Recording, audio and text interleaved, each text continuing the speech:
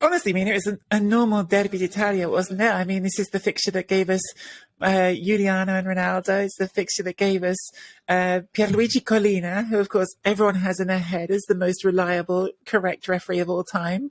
I remember him in 1997 awarding a goal for Inter by Gans, then like a minute or two later coming back and going, actually, no, that was offside, even though the flag didn't go up. So this is a fixture with a history of situations, shall we say. By the way, I want to be explicit here because I actually heard Collina explain this incident. I don't think that Collina was a dodgy ref. I'm not accusing him of anything. I'm just saying this game seems to bring out incidents, and we certainly got some incidents in this game.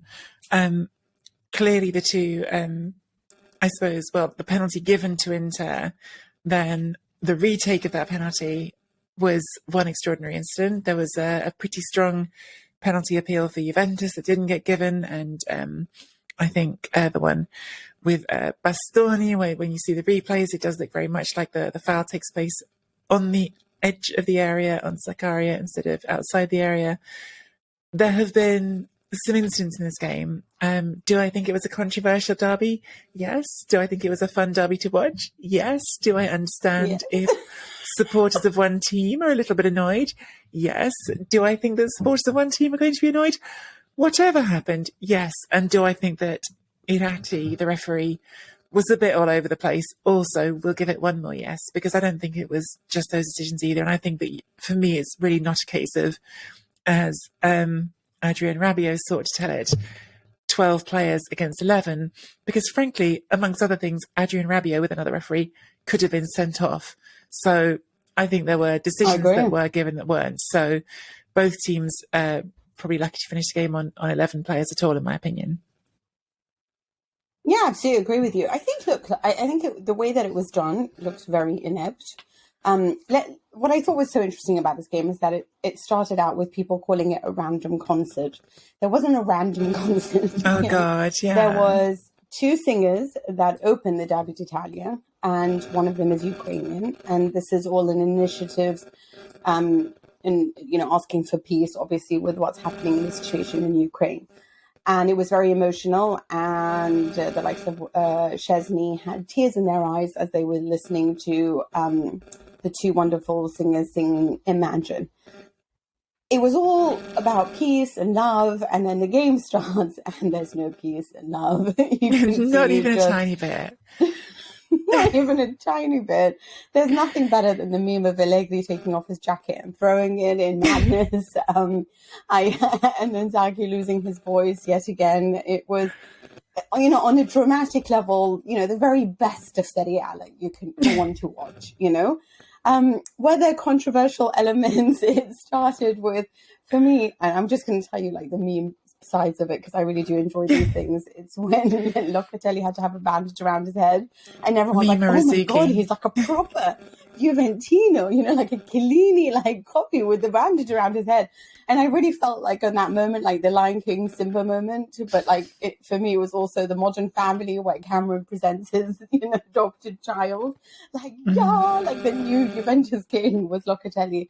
But sadly for him, he was taken off, and it's been confirmed that he does have a knee injury. Maybe Lautaro should have been sent off. Maybe I think he should have been sent off. Should have been sent off. Mm-hmm. Lautaro? Yeah, definitely. I think idiot after getting booked that early. Really? I wasn't sure about the second one. I think he certainly should have been more careful, put it that way.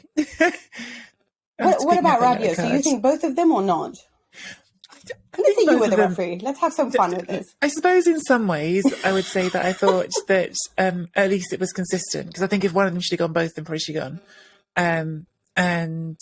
So at least it was consistent. I also can absolutely sort of stand by and tend to appreciate a referee in a game like this who will try to err on the side of not showing a red card, because it does change the game a lot if that first red card happens so early in the game between two rivals who hate each other a lot on a big occasion. So I have some appreciation for that.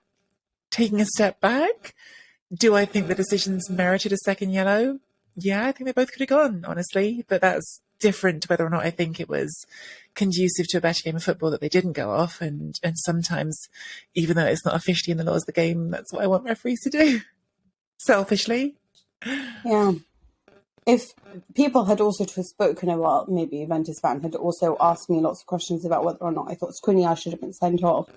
I don't. So I'll leave it at that. I do think some of his tackles were hardcore, but for me, I'm personally in love with that. Like, I'd love him to be on my team if he's happy to do those challenges. So, I mean, anyway. there was some nonsense as well. There's a clip of Vlahovic getting brushed in the face by a couple of fingers. And no, that was Delict. I see which one you're talking. There was quite a lot of that. But yeah. No, you're thinking of Delict. There's two separate things. Delict falls over backwards. Yeah, no, it's different to the Vlahovic brush of the fingers. So there was a little bit of playing up to the situation. There was, I enjoyed watching the game. I did. I thought it was. Look, when you have two teams who are, let's say the context, I feel like we've rambled a bit. We haven't really got the context of this game properly, Mina. Like, the context of this game was two teams who basically both went into it saying, more or less explicitly, we kind of need to win this game if we want to still be in the title race. Allegri, Juventus were trying to shy away from that. They were trying to say, well, we're not really in it. Allegri kept saying we're aiming for fourth place. But after 16 games unbeaten, like it or not, people were talking about the title race for Juventus, even if it was a bit of an outside thing. And for them, there was no question. They had to win it. Otherwise, it's not going to happen because there's so many points back already. For Inter, this was a make or break game because you've picked up 7 points in 7 games. You've seen Milan put ahead of you. You've seen Napoli go 3 points ahead of you. You've at least got a game in hand on Napoli. You need to stop the rot. You need to get this win. You need to turn things around. So the stakes are high.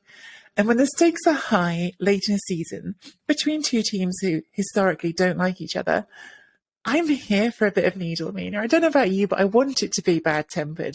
I feel like if you're out there having a nice little gentle game of football in April when the title's on the line, what are you doing? Like, what's the point? This is, the Scudetto, it matters. Yeah, I agree with you. I do like the drama. I mean, that's obviously why I'm drawn so much to Serie A. And also because of the characters within it. Like, your Antonio Conte's, your Jose Mourinho's, Allegri throwing off his jacket. I'm here for it all day long. You were talking about memes, Mina. Do you remember there was that meme? I can't remember, I don't know what I can't remember. I don't remember how to describe it. Because there was you'd get someone either running and sliding or jumping or diving. And then they would just keep going across the screen and the music track would start and they'd go into space. They just keep going and going and going, like the cutout of them, traveling all around the world and stuff. I would love someone to have done that with Allegri's. When you found him. Yeah. I would love someone to have done that with Allegri's jacket, just the sort of ongoing meme of it just going on and on and on, because he really threw it. He hurled it. No, did you see the one with Ave Maria as the backdrop music to him, throwing it, it's like Coppola, right? Like when he directs his movies and he puts music to violence. Yeah, it was perfection. Honestly, it was perfection. I love the memes that came out of this, for me. And I also love the fighting talk that comes with it, There are a lot of things that make me laugh in life, but Alexis Sanchez saying "Fino alla fine" for me was brilliant, a few weeks ago, and I was like, "Sweetie, this is not your not your slogan." But anyway, let's explain the game. There was a football game. I have now decided. Yes, there was a football game. And if Juventus in any way, shape or form do not dull you to death, then they shall lose. And that is the one thing that we have come to learn. They started this match in really impressive fashion because they were very aggressive. They tried to win the ball high up the pitch. They really attacked Inter, made sure that they couldn't control possession. And that type of aggressive football and all-out attack was very interesting because we haven't seen it yet. And it was something that Nedved also spoke about before the match actually kicked off, about that he was really excited for it. So there's been a conscious effort to play this style of football or to try to change it up for this game. That meant for me that I thought we were going to see Zachary and Locatelli in midfield. As it was, we saw Rabiot and Locatelli. And I was very upset. But actually, Rabiot did quite a good job there, at least on a physical level, taking on the players, cutting out the ball. And Inter found it very, very difficult to really hold on to the ball and create any opportunities in the first half. the problem with what you had with Juventus was that it was a lot of sterile possession because the front three couldn't really do anything with it. I thought Dybala wasn't very good. I thought Morata wasn't very good.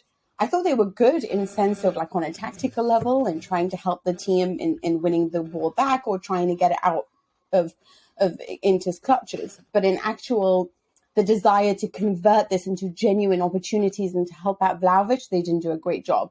But there were chances created. Juventus overall had 20 shots on target. None of them made them count. Couldn't make any of them count. And Inter struggled to settle in. Second half, as we know, Inter did a much better job. And preserved the 1-0 that they had. Did you think it was good in the second half from them? I thought the difference between the first half and the second half, the last part of the second half, sure. But Inter, for the first part of the second half, I thought were even more trapped in their own half than they were in the first. I thought in the beginning of the second half, it was like they didn't know what the other side of the halfway line looked like. Like they were just sat there, and that was fine. Like it was, you know what, they were winning at that point, so maybe it felt different in that way. But it wasn't like they suddenly broke out. Inter were just, I saw some of the sort of Inter fan accounts going, like the sort of Italian big sort of the big Italian Inter websites that sort of have Twitter presences. Some of them were sort of saying like this is the sort of result, this sort of performance that is acceptable only if you win. Like if you don't win at the end of this, it's a disaster. If you win, it's okay. It's an Allegri win. And they did win. And of course, that's the great cruelty of it. Like you were saying, like it's a cortomuso win. It's the short head win we've been talking about all season. But I thought the second half was almost even less ambitious for Inter. Until the last part, maybe. Really? But did you not feel like Juve were just all sort of, let's put this in dirty terms so you may understand it and you may find it more befitting of my nature. A lot of foreplay. Accusation. No, Ben. Sorry. A little bit of all foreplay, no actual end product. A lot of foreplay and no action. Got it.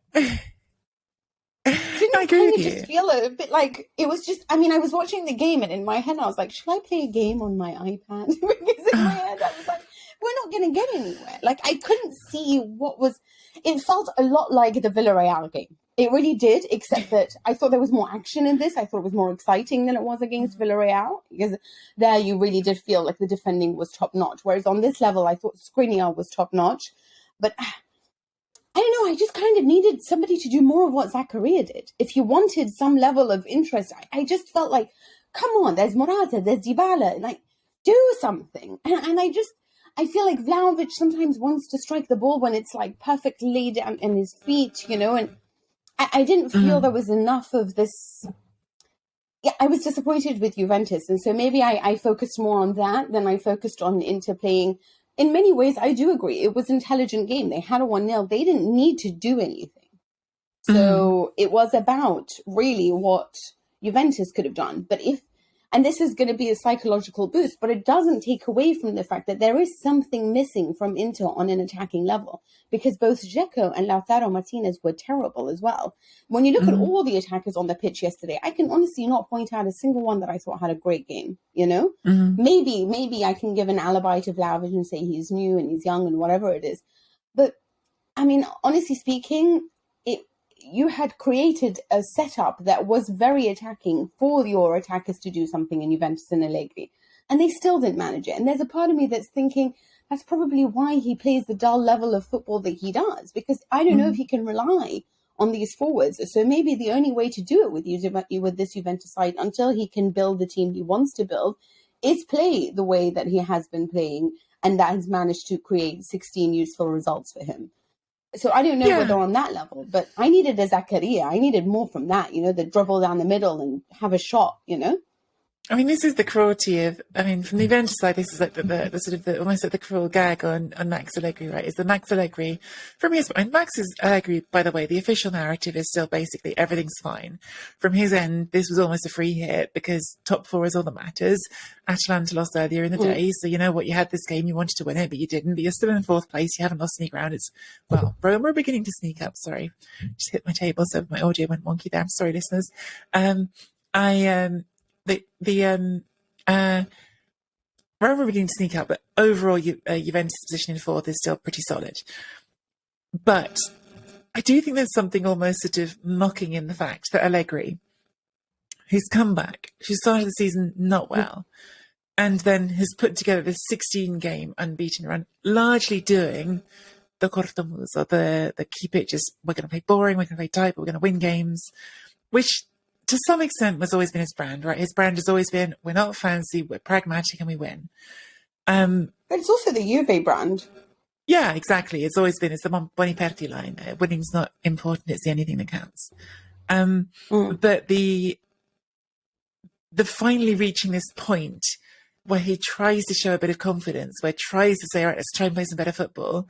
In 2 games against Villarreal and Inter, they have played some of their best football of the season, and they lost, which to some degree validates everything that he says. Like, we shouldn't play nice football. Exactly. As soon as we play nice football, it goes wrong. And to a great extent, I really do think to accept that argument would be absurd, because sometimes, you know, football is just a game in which things happen that are a bit random.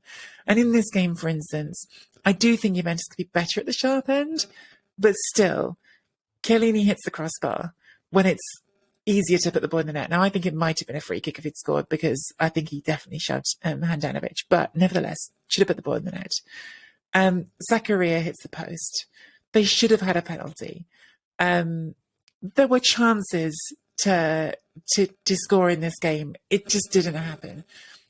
I do think there's still, even when the tempo is up, even when the sort of performance is better, there is still a disconnect happening between Vlahovic and the rest of the team, and that they haven't worked out yet.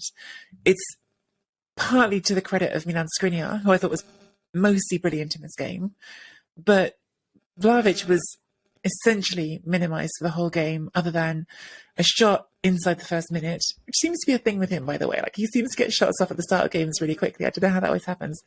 But also he had one in the second half where I thought he did a really nice turn away from Skriniar on the edge of the box, and just didn't get his shot right, put it wide. I think if you played this exact game out, though, 10 times, Juventus win it more often than not.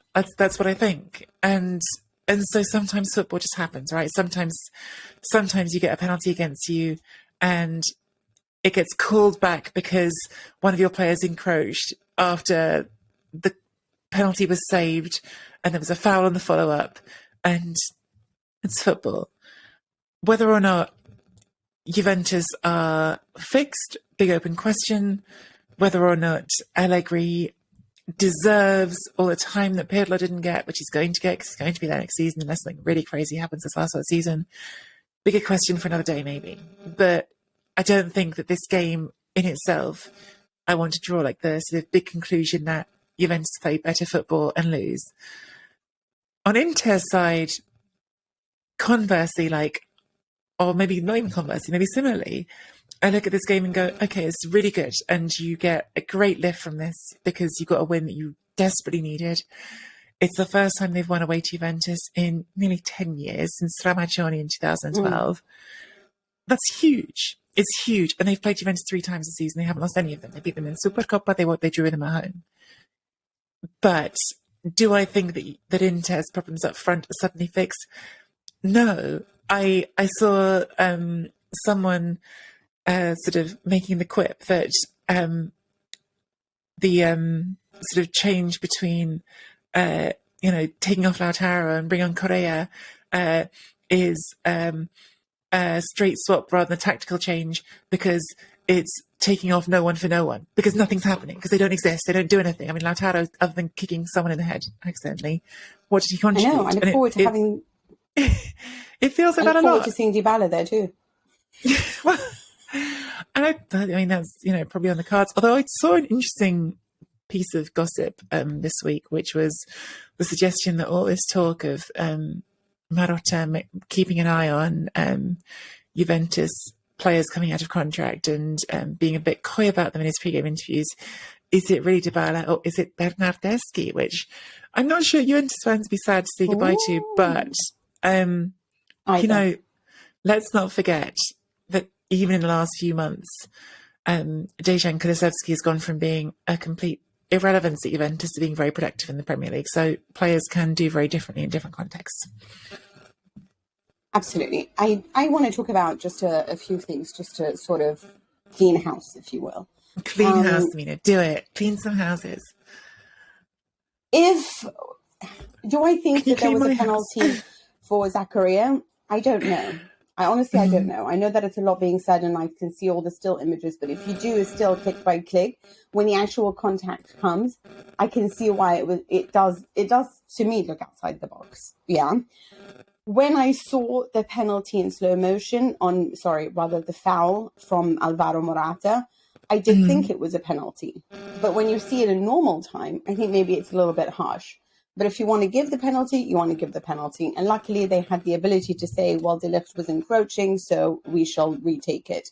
I don't actually have such a problem with these things because I am somebody who believes that all of this levels out. The only team that I do think I do think Milan have had a hard time with referees, but then so have Torino, and a lot of teams have had that. And sometimes the whole point is that you hope that it levels out in the end, I don't think it levels out in a season, but it levels out over different seasons. Because Milan had the most penalties in the league last season. So, yeah. So, sometimes, you want that kind of luck during a particular season, but I'm not that angry with it. I don't look at this and think that this was a robbery on any front, if I'm honest with you. I think you should always be good enough to overcome any refereeing errors, unless it is, for me, in the World Cup in 2002, because I just don't think anyone can overcome those errors. But barring that, I don't have an issue with it. What I do have an issue with is that I want to offer you an apology. Because I have really stood up for Simone Inzaghi. Yeah. And I've been really angry when people have said to me, like, Antonio Conte, and he's not as good as Antonio Conte, and blah, blah, blah. And every week I'm there on my keyboard talking about his defensive record being better than Conte's. And I'm, look at you, just really come to the dark side. Come to the Conte side, Mina. Do it. Yeah, no, oh my goodness. I'm writing for saying, like, I can't believe you wrote about his defensive record. Inzaghi's so much better at this stage of the season, and da da da. And then I talked about the more sophisticated tactics. I talked about the fact that they managed to get into the Champions League, knockout stages for the first time. And this is despite losing two major players, actually three when you count Eriksen as well, and blah, blah, blah, blah. That his comments. Here's the thing, yeah. When they lost to Lazio and there was an emotional collapse, I loved the way that Inzaghi talked about that, because he was saying it's a shame because we were still in the game. And I realized that he has a little bit of work to do. Every time he has spoken, even when he's made the world's most ridiculous substitutions, I have found a way to sort of get on board with what it is that he's trying to tell me. I was upset against Liverpool when they were at Anfield, because I didn't like the strategy he took. I wanted him to be more attacking because I needed Inter to score another goal, But what I found very, very strange yesterday was the way that he was speaking was a place that to me is not somewhere that I would... It came from a place of ego, and I'm not sure or used to Inzaghi using that level. Let me just point out a few things he said.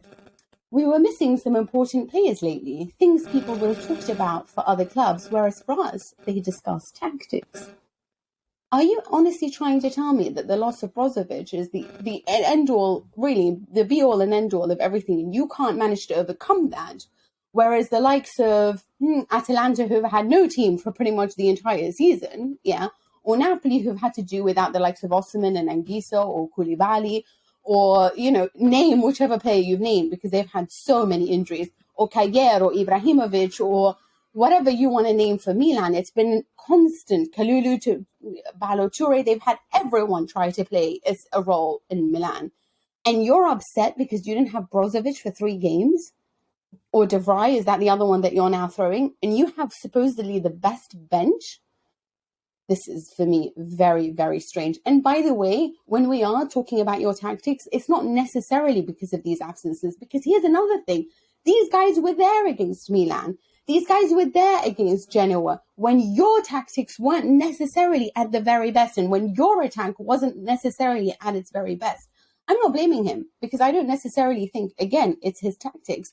But to think that you should not at all be questioned, where is that coming from? I don't understand. It's really shocking to me. Evidently, we entertained people so much for 6 or 7 months that they got spoiled and had to criticize. Yes, you had a collapse. It's normal, When you can't manage wins against Genoa and Torino, people will question it, especially Torino in 2022 that's really struggling and managed their first win over this weekend against Salernitana. There are going to be questions raised. So, no, it's not because you entertained us. It's because you experienced a collapse. And who are you to think that you will not be measured or asked any questions? Look at what's happening with Allegri. Everyone talks about him as the world's worst coach, and he got to 2 Champions League finals. And then he sat there and said, what was it? He thinks there's a media agenda against him, by the way. When he said, we didn't have many difficulties tonight. I remember Juve hit the crossbar in the first half with a foul on Handanovic. Zakaria had a run and struck the woodwork, but my lads cut out most of the danger. Here's the thing that really upsets me about this, because he was saying, I know how you guys spoke. I know your criticism, but luckily I know which ones are constructive and which ones are against me. I don't understand this. There was so much for you to have said that you could have been proud of tonight. The fact that your men held on, the fact that you managed to win this game with your heads, the fact that you didn't lose your emotions, the fact that you didn't need to control possession but still defeated Juventus in their stadium. You could have talked about this being a psychological step, about the brilliance of Skriniar, about the brilliance of Brozovic. But instead, you start talking about how the critics are against you. Like, this, for me, was mind-blowing. 72% possession against Genoa, 14 corners, and you really think that we can't call up tactics? You had Brozovic, my love. You had De Vrij. So this, I don't know. I just think about this and I think maybe he is not cut out for the top teams. And I want to see what happens now because I'm very interested in Inzaghi's development as a coach. And I think that if you've gotten this upset at this level because a few people have criticized you, then you need to act the way that Conte acts. And I'm not sure that you know how to do it. And your substitutions are still tragic. You need to act the way that Antonio Conte acts. Those words just came out of Mina Rizzuki's mouth. Mina Rizzuki's mouth, guys. I'm so upset with him after I stuck up for him so much. Literally took on every critic and I'm like, no, he's better than Conte. And in my head I was thinking, you know what? You just spoke like a total loser after that match, and I'm so disappointed in you. And especially after a win, that's not how you speak. That's just not how you speak. Anyway, I don't know what you thought about it.